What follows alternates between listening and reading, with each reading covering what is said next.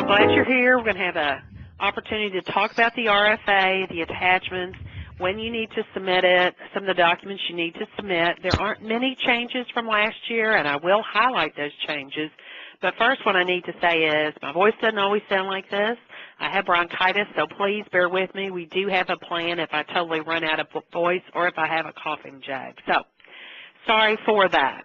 So the first thing we're going to talk about is what's our overall priority. Why do we do what we do? Our priority is kindergarten readiness, and that's defined as each child enters school ready to engage in and benefit from early learning experience that best promotes the child's overall success. The CECCs have always played a vital role in preparing all children for kindergarten. You do this because you make a difference in your community. We have made these funds available through Tobacco Dollars for 15 years. Our focus then and our focus now continues to be working with communities at the grassroots level to put the money in your hands so you can work in your area to make sure that all the children in the counties that your CEC is operating in are ready for kindergarten. So we're going to talk about being responsive, intentional and deliberate, and the evolving row. Our priorities are pretty much the same from our last cycle, and they are responsive. We want you to utilize the early childhood profiles. If you have not looked at the early childhood profile that's highlighted for your county, we would ask that you do that. That's where you're going to get your best source of information. That's where you're going to make your decisions from.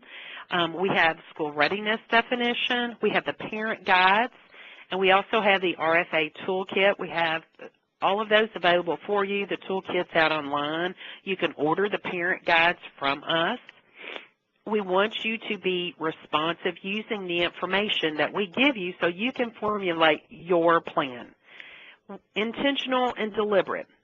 We want you to improve the community needs section. What can you do in your community? How do you develop a strategic plan and focus on high-impact activities to deliver the best results? So someone would say, what's a high-impact activity? It would be some event that you schedule that you know is going to appeal not just to the early childhood community, but to all parents in your community. All parents want to know how to be the best teacher for their children, how to provide the best things for their children, and how to help them learn. We know that, and we depend on that. You need to be innovative. You need to use all the resources in your community. That could be all the stakeholders sitting around the table from you. You need to use all the talent that's available to you. Do you have somebody who is sitting on your CEC council who has, say, some media experience? Use that. What about public relations experience? Use that. We also know and are asking that you evolve. You have a foundation of success. Build upon that foundation of success. We know and have asked that you strengthen your collaboration by utilizing all the members in your community of the early childhood community. Those would be child care, it would be kindergarten, pre-K, and it would also be Head Start. Now, those folks need to be at the table with you, but we're also asking you to reach out to the business community because we want you and you want you to be self-sustaining at some point in time, or you want to at least add on more money to your grant so you can do things beyond the monies that we give you. So those are what we are asking you to do. We want you to be responsive to those needs. Now, there's some important dates coming up. Everybody knows the first date. That means the RFA is out there and it's available. I'm sure everybody on this call has looked at it and they probably have formulated some questions. You are welcome to type those in the chat box at any time so we can talk about your questions. That's one of our goals today, and to answer those questions to the best of our ability. And if we can't answer them to the best of our ability, we will get you an answer. We know that we have an upcoming, well, obviously today is our webinar on the RFA and the early childhood profile. The intent to apply is due April 15th, and your actual application is due May 15, 2015. Now, those 2 dates, April 15th and May 15th, are non-negotiable. If you do not give us your intent to apply, or if you do not get your application in by May 15th, then we can't move forward with an award. So please be cognizant of the dates. If you need help with your application, please let me know. I'd like to know down on the front end. If you need help, please reach out to me and I will get you the help you need. If it's not me and it's somebody else, I will try to help you with that. Now, let's talk about June and July. We have the Ready Kids Regional Conferences coming up in June and July. The first of those conferences are to be held in Moorhead, June 17th and 18th. Hopkinsville, June 22nd, 23rd. Northern Kentucky, June 23rd and 24th. Bowling Green, June 24th and 25th. And as you'll see, in that 1 week, we have 3 conferences. Very intense week, particularly for me since I get to be at all of them. But I'm looking forward to seeing you at all of them. And I'm looking forward to getting to meet the CEC folks that get to come, because you have money in your budget. It's been set aside specifically we were going to have CEC trainings. We did not do that this year, so that money needs to be going to the Ready Kids Regional Conference. We're going to have a best practices session with the CECCs, and I need some volunteers. So I'm going to start saying that long and loud, and I need some people to step up and say, yes, this is what I'm doing in my area, and I'd like to share that with other CECCs. So if I don't get lots of volunteers, then I'm going to have to call on people. Also, July, the Corbin CECC, the Ready Kids event is in Corbin, July 17th and 18th. I will say this one is on a Friday and a Saturday, so it's going to be much easier for people to attend if your work schedule gets in the way. So, again, I look forward to some of you all volunteering. Now, another date that I did not mention that I should mention is May 30th. That is the last date for budget amendments. If you need to make an amendment to your budget legally by state law, it has to be in here 30 days prior to the expiration of your monies. June 30 is the last date that I can accept and sign off on a budget amendment. So you need to scan your amendment to me, and what I have been asking for is the minutes of the meeting where you all talk about why you need to make that shift to your monies. So I look forward to getting any of those. And I need to remind you, go ahead and sign up for those Ready Kids conferences. You can use a PO. You can write a check.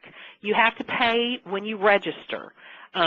The one in July, yes, I have been asked the question also, is that going to come out of my FY16 money? And the answer is yes, because your travel will actually be in the month of July. But because they're regional, I don't expect that to be a very large expense. So go ahead and get those applications in, get online and check out. It's very affordable. Registration is $100, $110. There's after-hour sessions, and they're $25 for anyone who needs clock hours. That's a very reasonable price to get your professional development hours. And again, I look forward to seeing you all then. So the request for application, your required components. These are not different from last year. These are the same. Those required components are a list of your members. All your members, your school districts, your Head Start, your child care, all have to be listed. You have to have letters of commitment that verify the required members. That's how we know that you have the correct people at the table with you. And we need signed conflict of interest forms, and those forms must be sent back with your original copy, and I need original signatures. I've been asked the question, can I do an e-signature? And the answer to that is no. I'm sorry. I need actual original signatures on your conflict of interest forms. So, a lot of you all have been at this quite a while, and you're asking yourself, so what are we doing different this year that we haven't done in the past? So here's what's new. The MOU must be signed by the chair and the fiscal agent for the CECC. We've made that change because we want both of those people to understand and know what you're committing to, and we need both signatures. They have to be original signatures. If anybody has questions about that, I'll be happy to share our thought process on that. To be eligible for funding for this year, this is also a change. You must submit your final report covering the previous year. Now, we have always said that in our language, but we've had difficulty getting people's reports. So you will not receive New Year money unless we have your final report. Monies are to be set aside for 2 members to attend an annual CECC training. And I've been asked that question. So how much money should we be setting aside? I hope to be able to tell you that within the next 60 to 90 days. I'll find the site so we can go ahead and make arrangements to have the annual training. And, you know, I would say a good ballpark would be $200 to $250 per person to attend that training. I'm trying to make it as cost-effective as possible. Now, there's an emphasis on directors of all programs, and your goal is to build capacity. And so your question is, how do I build capacity and what is capacity? So I thought I would read directly to you from the latest report from Child Trends, and it's called A Blueprint for Early Care and Education, Quality Improvement Initiatives. And it's a March 2015 report put out by Child Trends, Inc. So this is a focus on leadership. When you build leadership capacity, you need to focus on supporting and developing the leadership capacity of directors or program administrators. And so you ask yourself, why is that important? Because your directors play a critical and central role in early childhood education programs. Research has shown that their education, experience, and training directly influences their ability to facilitate quality improvement and maintain a high-quality program. That's what we're shooting for, folks, high-quality programs. Given the vital role of the director and the growing body of literature on leadership, it is important that quality initiatives provide activities that are designed to support and develop the leadership skills and capacity of program directors or administrators. I'll be happy to share this document with anybody or give you the link where you can find that if you have any questions. Grant funds are not to be used to hire a grant writer. What we are asking you to do is we're asking you to find someone on your council or look around in your community, someone who can write a grant. We want you to use the money to get the program out to the community for kindergarten readiness. That's why we are asking you or telling you not to hire a grant writer, but to do it yourself. Your plans, all the plans that include integrated strategy, will receive a higher score. So what does that mean? It means that you look at the data, and that would be your data on the early childhood profile. You develop a strategy, and you implement a plan based on that strategy, and you measure your outcomes. If you don't measure it, then how do you know you've been successful? You must include the Strengthening Families framework for supporting families. Council staff are to be clearly delineated and should not be voting members of the council.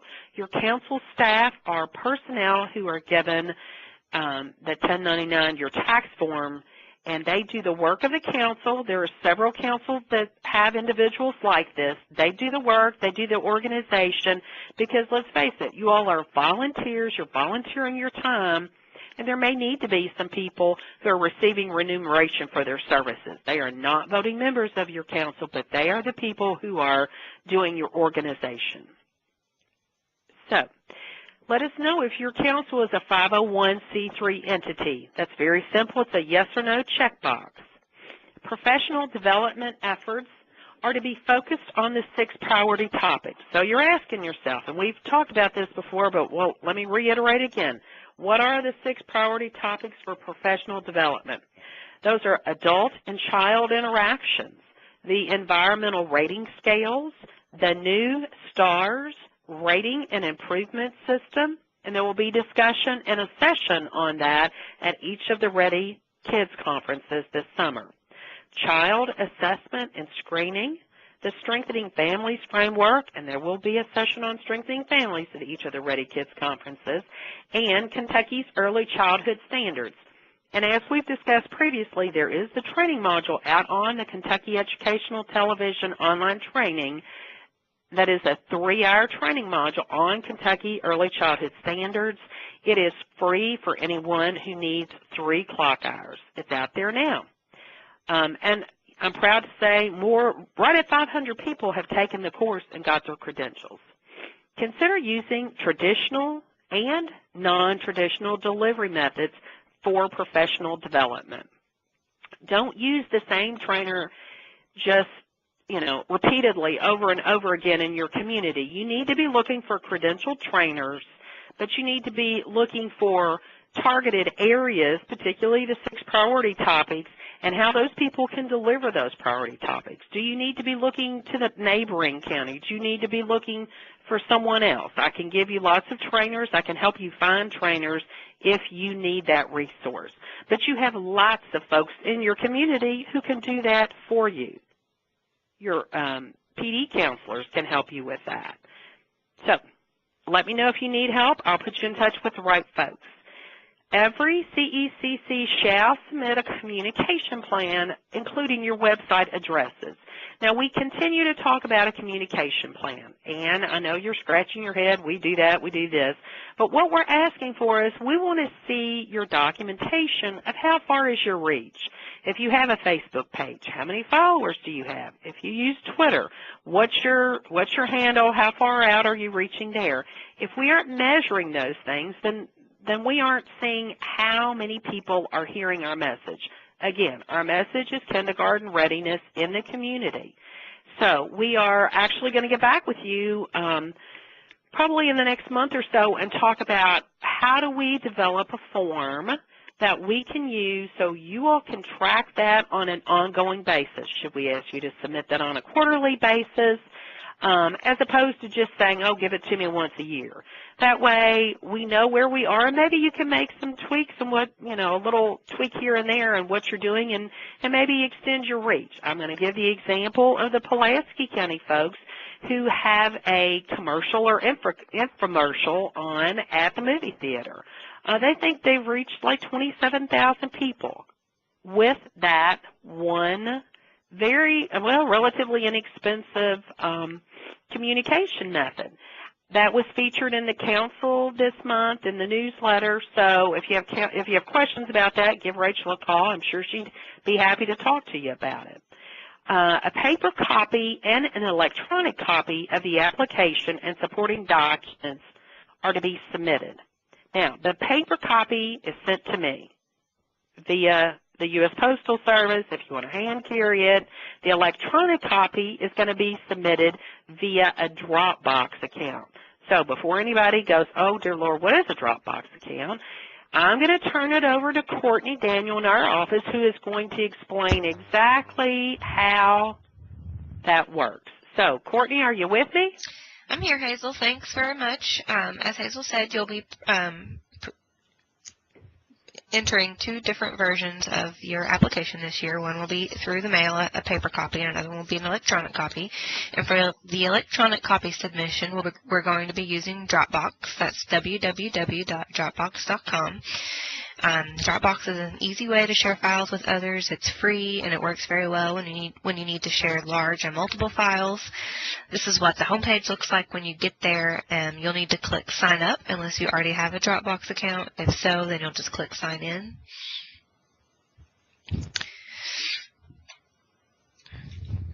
For those of you who have to create an account, this is what the page looks like. Here you'll add your first name, last name, email address, password, and click the I agree to terms box and press sign up.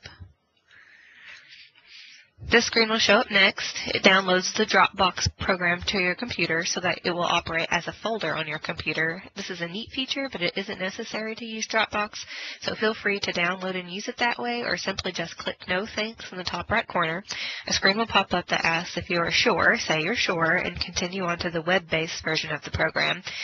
As a first-time user, there are a few steps it will walk you through that you will not have to repeat the next time that you log in.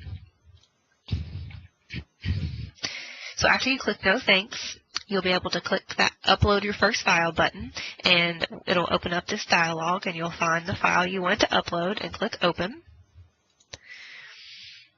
The next page has produced a link for where others can access your uploaded file. Click Copy Link and paste into an email or wherever you would like to share. Only people with that link have access to the file, then press Continue to get to your Dropbox.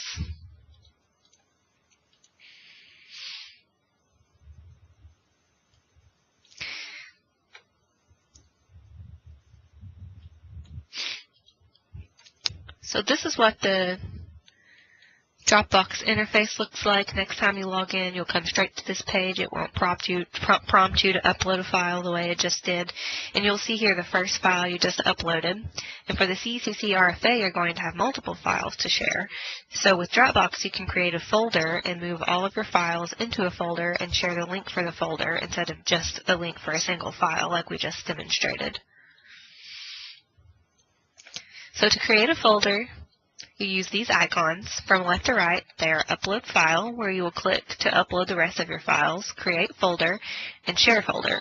Click Create Folder and name your folder. You may now click and drag any files you have uploaded into that folder, or click on the folder and add your files directly from your computer to the folder. After all the necessary files are uploaded and added to your folder, you are ready to submit your application. You just click Share, and a drop-down menu pops up, and you'll click Send Link. If you're creating a new account, Dropbox will ask you at this point to verify your email. You'll just click the Send Email and then log into the email that you used to sign up the account with, and find the email from Dropbox and click the button that says Verify Your Email. It will take you back to your Dropbox folder, and at that point, you may have to click Share again, so you'll click Share Link, and this dialog pops up. And here you see the link again, so you'll just copy and paste that link into an email to Hazel Combs at hazel.combs@ky.gov. Hazel will be able to view and download the files, and be sure to share the link for the entire folder, not just for one of the uploaded files.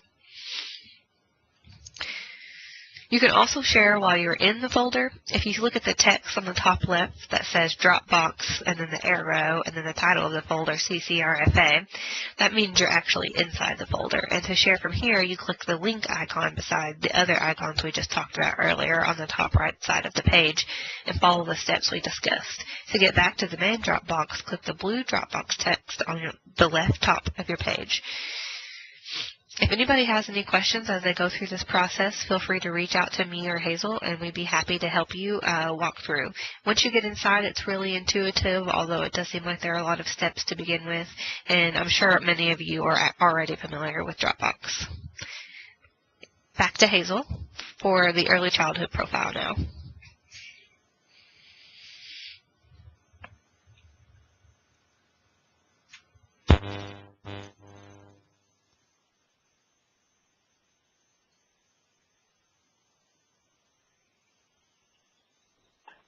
I'm sorry, I'm going to learn how this all works one day, but I always mute myself. So, back to the early childhood profile.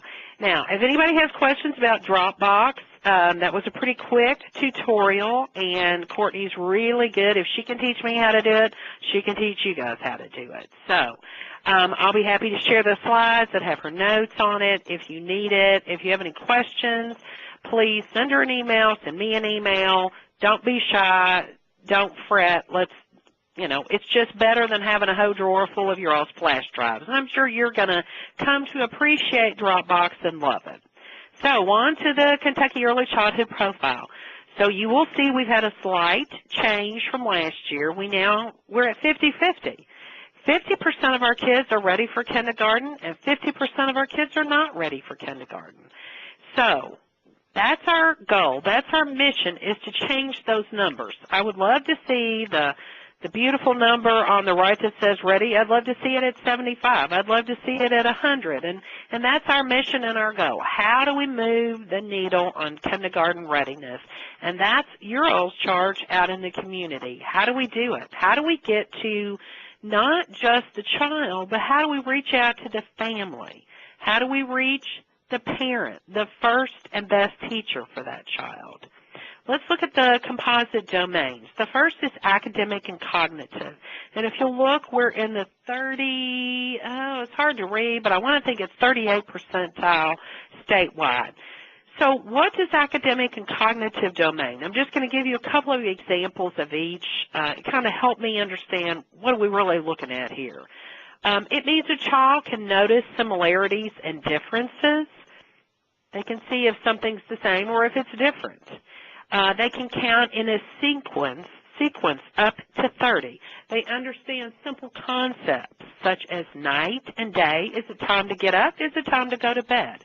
They understand tomorrow is a non-school day and Monday is a school day. They understand today, tomorrow, and yesterday. Language development, which is 72.3%. That is a child who can speak in 5 to 6 word sentences. They can read and write their own name. They know their home address. They know their phone number. And they know their birthday. And who doesn't know their birthday? But that's pretty important when you're a child, to know your birthday.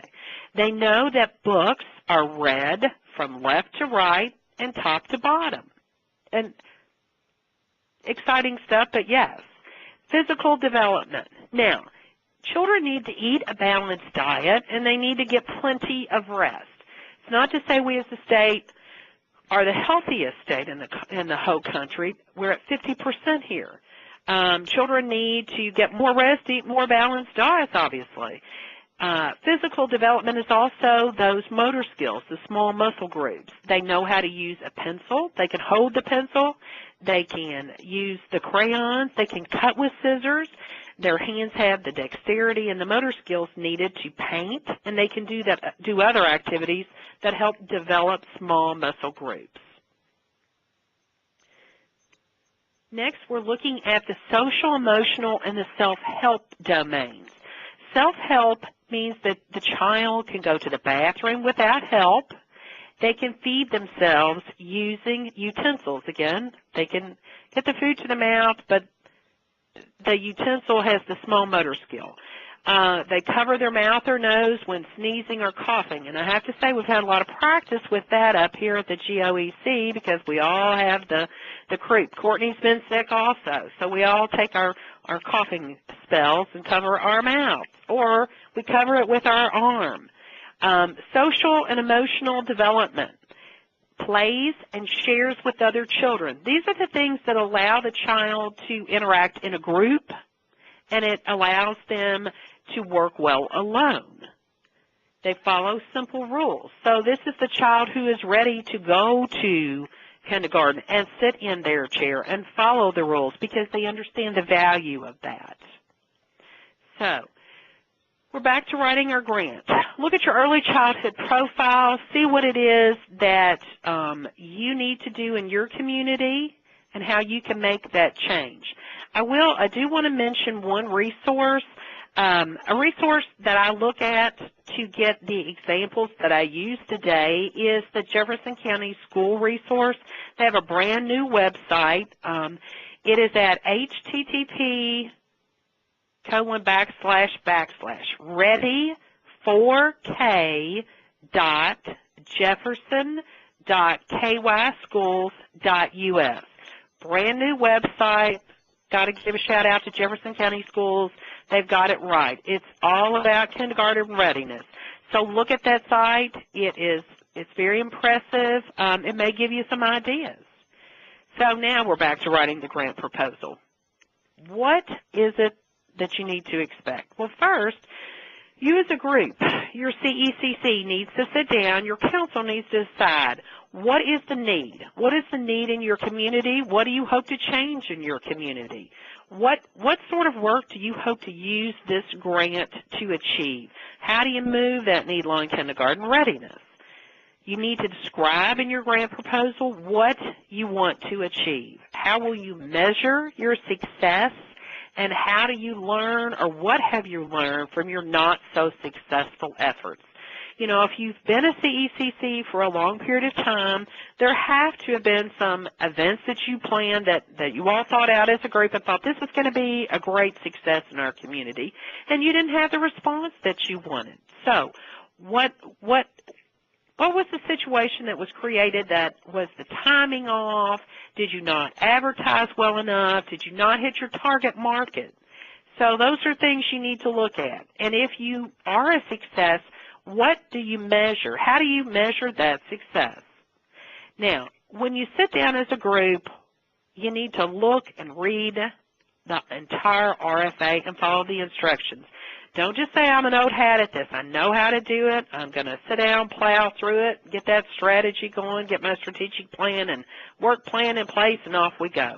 You need to read all the instructions to make sure you're covering all your bases. Again, how well have you explained to us what you will do, when you will do it, who's going to benefit from that, and how you're going to measure your outcome? This is from the boss. If you don't measure it, it won't get done. And that's what we need to know. What are we doing successfully out in our communities to make the change, to make improvements? How are you going to improve outcomes? What are the needs, and how will you support school readiness? How do you plan to involve all your CECC members? Having people at the table is one thing, but actually involving them and making them feel like they're part of the process is totally different.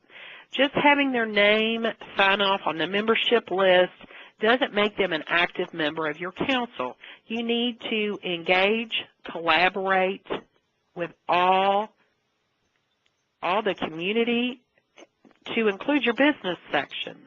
And I think that we do a really good job of the early childhood community, but we may not do such a great job of reaching out to some of the unusual players, not the normal players.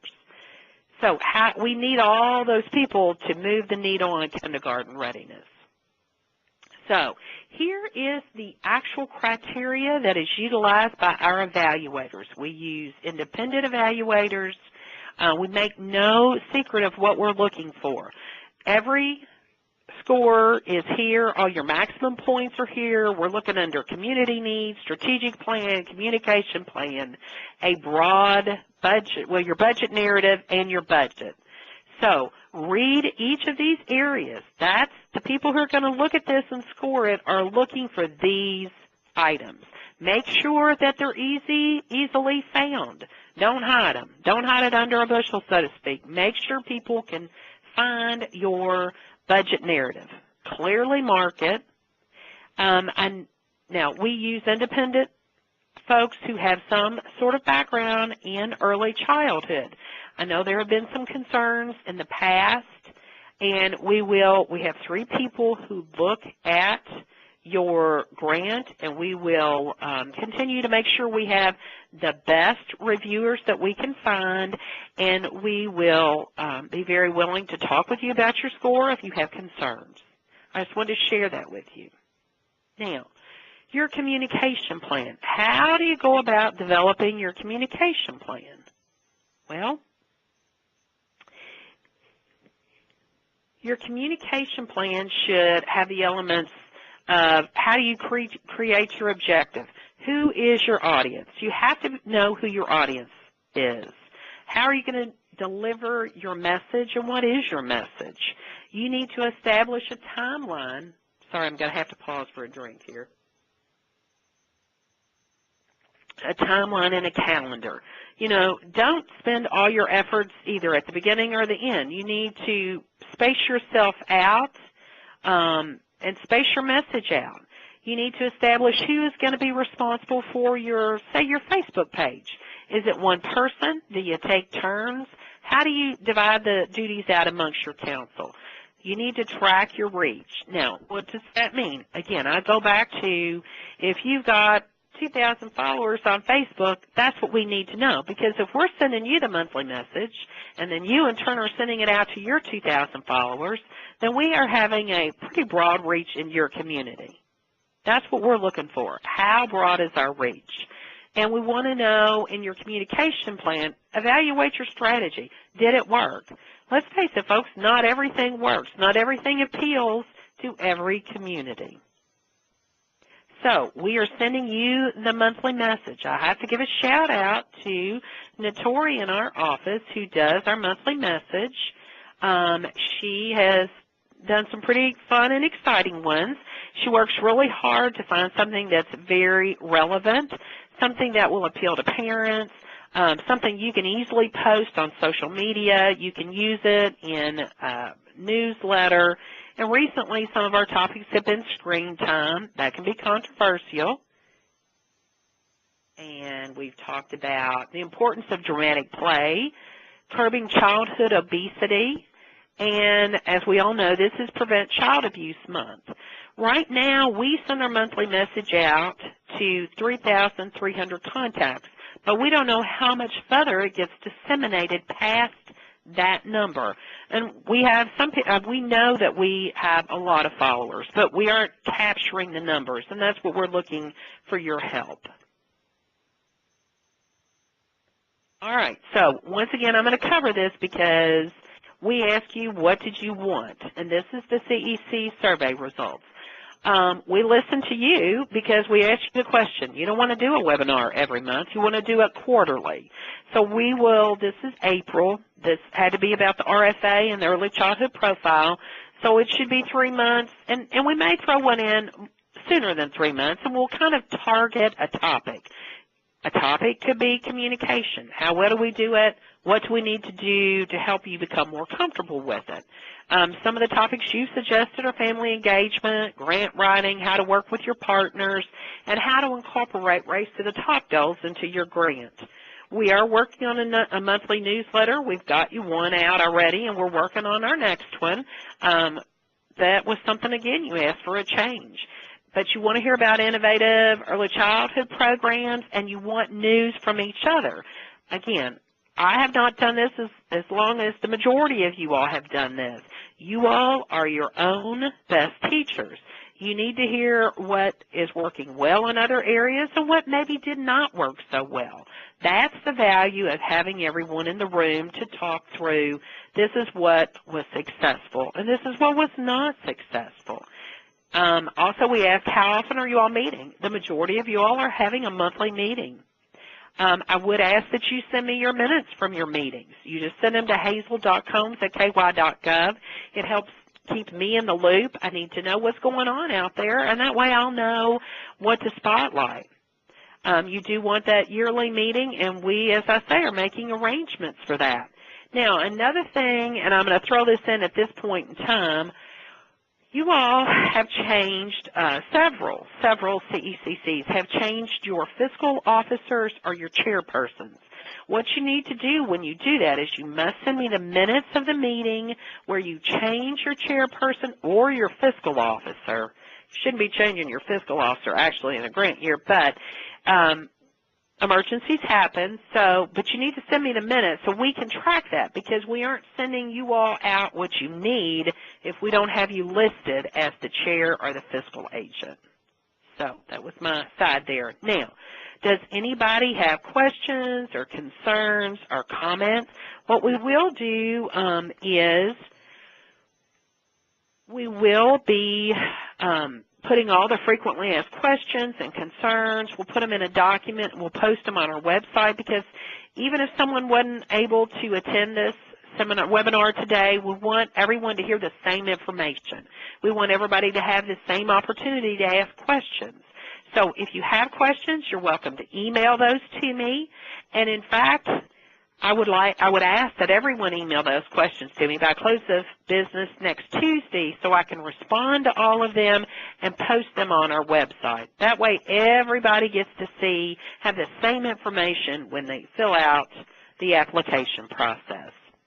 So another thing, once again, I'm back to this. I've got to have some of you all to help me with my Ready Kids session, because I want to highlight for all the early childhood educators. What are the best practices in the communities close to the Ready Kids sites, those 5 regional areas? So if anybody's interested in volunteering, I would love to hear from you. So send me an email, give me a phone call. I want to share your experience, and I want to let everybody know how wonderful you folks are.